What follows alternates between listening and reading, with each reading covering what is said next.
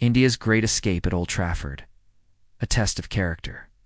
Grit, an unyielding spirit in the heart of Manchester. Beneath the graying skies and the fierce scrutiny of history, India pulled off one of the most audacious fightbacks in recent memory. What began as a test teetering towards a crushing defeat slowly transformed into a tale of resilience, endurance, and silent heroism. The fourth test at Old Trafford didn't just end in a draw. It was a hard-earned survival story. A masterclass in mental fortitude and a stark warning. India does not go quietly. It was a test England thought they had in their pocket. At 1-4-2 in the second innings, 300 runs still to climb, just to level the scores, India looked like a team out of breath. Rishabh Pant was ruled out, their bowlers were spent, and the crowd had begun to anticipate a swift finish. But where others saw an ending, India saw a beginning. And that beginning came with the calm defiance of Shubman Gill. Already a man reborn this series, played like a captain possessed.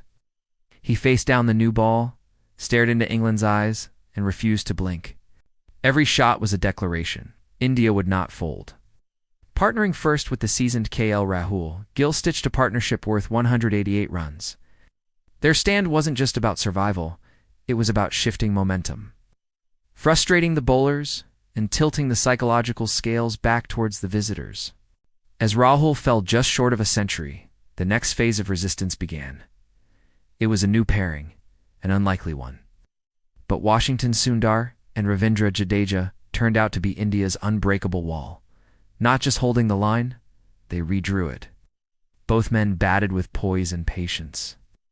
Wearing down England's bowlers through 143 overs in the second innings, together they added 203 unbroken runs and ensured that India walked away not bruised but buoyed.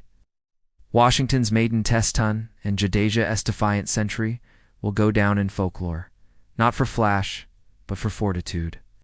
England threw everything they had. Ben Stokes, battling through shoulder pain and cramp, delivered one of the spells of the series. Fiery, hostile, and filled with heart. He dismissed Rahul, nearly removed Gill, and kept the flame of hope alive. But the injuries caught up. The bowlers tired. The fielders grew frustrated. Tempers frayed, and by the final hour, the match had spiraled into surrealism. Stokes offered a draw. India declined. And when part-time bowlers lobbed balls at 35 miles per hour, Jadeja lofted sixes, and Sundar jogged through for centuries. England watched, wounded and weary, as India celebrated from the balcony. Not a win, but a mighty escape. What made it all the more remarkable was the context. India had spent over 250 overs in the field, their fast bowlers were hobbling, and their talismanic keeper-batter Pant had exited the stage, injured after his act of bravery. Yet out came a team not resigned to fate, but determined to right their own.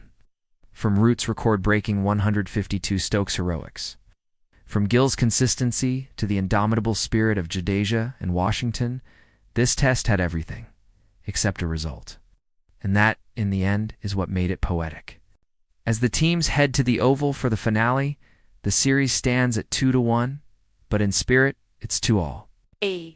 India has every reason to believe, because this wasn't just a draw. This was defiance made flesh. This was the heart of Test cricket.